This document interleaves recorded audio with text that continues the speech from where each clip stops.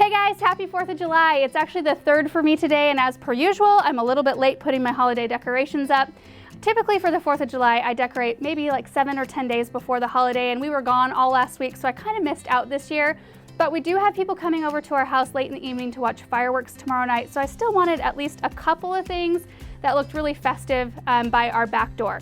So I thought it would be fun to put together a couple of pots. I'm going to put together two, one in a blue pot, one in a red pot. I've got some gorgeous red, white, and blue annuals, and I think it's just going to be really pretty and really festive. So I'm just going to get started with the blue pot. I've already got soil and slow release fertilizer in the container, and this one already has a drainage hole, so we're good to go there. So the first plant I'm going to use is this Angelface Super White Angelonia, and these are such a great centerpiece because they grow really straight, so they're a really great thriller. This one grows about like 24 to 30 inches tall, and it's going to be a great one for this pot.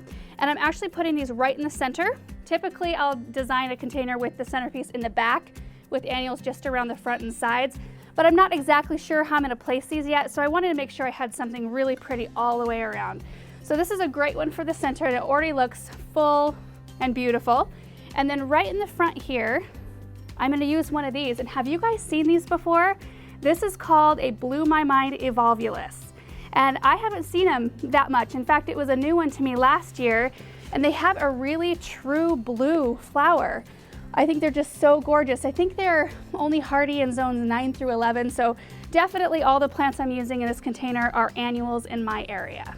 Next one is this Royale Red Superbena. I think it's pronounced Royale. It's Royal with an E on the end. Am I right thinking that it's pronounced Royale? I love to use Superbena in containers because it does spill a little bit, but it also grows upwards. So if you've got a really tall centerpiece, it'll kind of fill in and be a nice kind of filler, and then it'll also spill a little bit as well. Next plant is this Luscious Pina Colada Lantana. Lantana is one of my favorite annuals to use, and I feel like I don't use it enough in containers. It loves the heat and it loves sun, and it's got such beautiful, almost like firework shaped blooms. I'm going to tuck this one right in here next to this Superbena. Just a nice little pop of white down here. Next is this Supertunia Really Red, and I don't know if you guys have seen this one in the garden centers this year. It's actually new to garden centers this year. There is a Supertunia Red, but this is Supertunia Really Red, and they really did kick the red up a notch with this one. It's really bright, and I think it's perfect for a patriotic red, white, and blue flower container. The next couple are going to go right in the back. I'm going to start with this Superbells Over Easy. This one's going to be new in garden centers next year. I'm able to try it out this summer. It's a really, really pretty one. So the Superbells White is very similar, except for this one has a yellow throat. So it has like a look of an Over Easy egg, and I think that's kind of what they were playing off of when they named this one. So this one's going to go in right next to the Really Red Supertunia. I hope you can see that from there. I know it's kind of hard. This next one, going in the very back, this is a Vermillionaire Cuphea. Now this one I learned about last year, and it's a huge hummingbird magnet. I mean, it's got those tubular shaped flowers that hummingbirds are totally attracted to, and not to mention the fact that they're red is really great. So this one is going in right in the back here.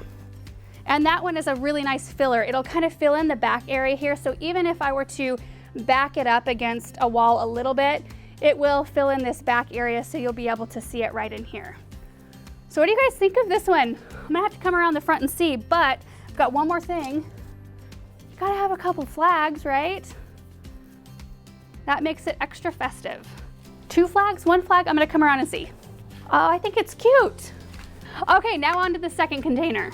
For the second container, which is bright red, I wanted to use a centerpiece that was blue. So this is Playin the Blue Salvia, really wonderful annual salvia that attracts honeybees. It's a pollinator attractant like crazy.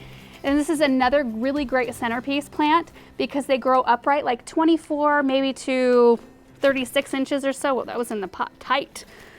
So this one I'm also gonna place right in the center and then fill in all the way around the sides. I really like how the first one turned out because I'm actually looking at it from the back side right now. Still looks really pretty. I'm gonna kind of work from back to front on this one, starting with this Royale Chambray Superbena. Look at how beautiful and full of color this plant already is. I think this is gonna be a great one to put in the back just because, like I said, the Superbena wants to grow a little bit more upright. So it'll kind of fill in this area back here and look really nice. Now I'm gonna use a Superbells Over Easy again, and I somehow managed to get dirt all over on this one.